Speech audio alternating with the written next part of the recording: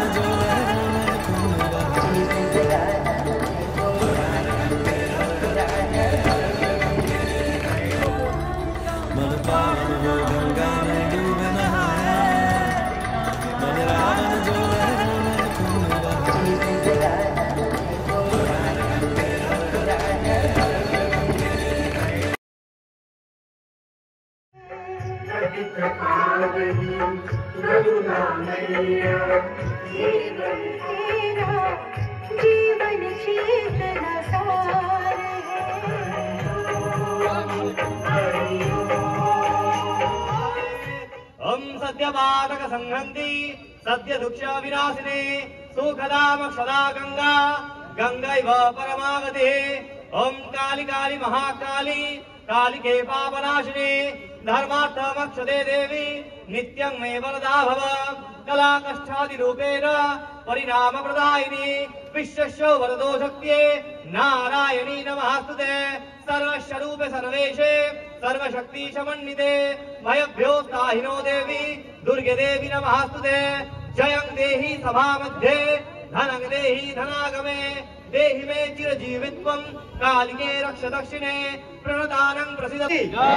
अष्ट भैरव की, बटुक भैरव की, क्षेत्रपाल की, गणपति की, एकादश रुद्र की, द्वादश ज्योतिर्लिंग की, महावीर श्री कंकाली धाम की, आगतो भक्तवृंद की, कांचिदे उत्सव की। जय जय श्री राधे श्याम। हर हर हर हर हर हर महादेव। जय जय पार्वती पतये नमो नमः।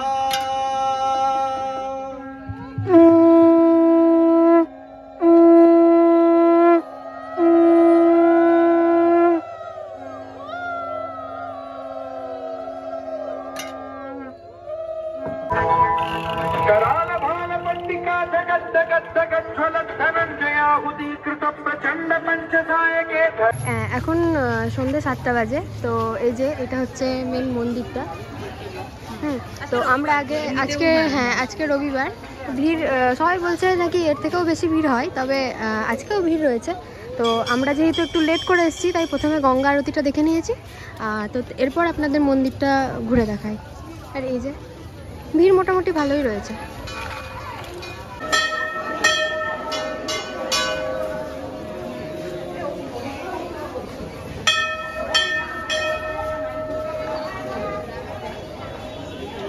তো এখন এই যে সব জায়গায় গেলে একটা জিনিস দেখা যায়, এই লাইটের এইগুলো যে আই লাভ যে জায়গাটা, সেই জায়গাটা। তো এখানেও এই মন্দিরের সামনে একটা করে দেওয়া আছে যে আই লাভ কঙ্কালীতলা। হ্যাঁ, কঙ্কালীতলা আগে অনেকবার এসেছি, কিন্তু মানে দিনের বেলায় এসেছি, সন্ধ্যাবেলাতে কোনো সময় আসা হয়নি। এত লাইটিং করে, এত সুন্দর সাজানো, এটা এই প্রথমবারই দেখছি, ভালো লাগছে। যখন এসে সকালবেলা এসেছি, তো আমরাই সন্ধ্যাবেলাতে এলাম। আর আজকে ওয়েদারটা এত সুন্দর, মানে গরমের মধ্যেও ভীষণ সুন্দর লাগছিল, তাই না? তো এই যে মন্দিরের বাইরে এরকম বহু দোকান পাওয়া যাবে মালা ইয়ে কেনার। এটা মালা দিতে একটা চুন্নি দিতে হবে। চুন্নিটা হয় মা, মালাটা 30 টাকা দাম মাগো। না হাতে জল দিন আগে। আরে চুন্নি দে তো, পূজা দে। ওই না না 20 টাকা নয়, চুন্নি একটা হচ্ছে তো ছোট মতো করে চুন্নি দাও। না পূজা দিয়ে মালা দিলাম তোমার 30 টাকা দাম মালা। আর 10 টাকা দেবো চুন্নি দাও, 10 টাকা দেবো। এই চুন্নিটা 30 টাকা দাম মাগো, কেনা দাম। তো এই যে আমরা নিয়ে নিলাম পুজোর ডালা, চলো। আর এই দুটো ধর, ঘন্টা একটা ধর।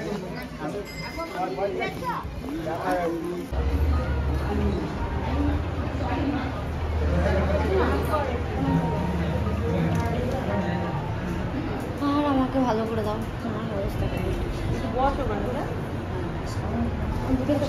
বসে প্রণাম কর।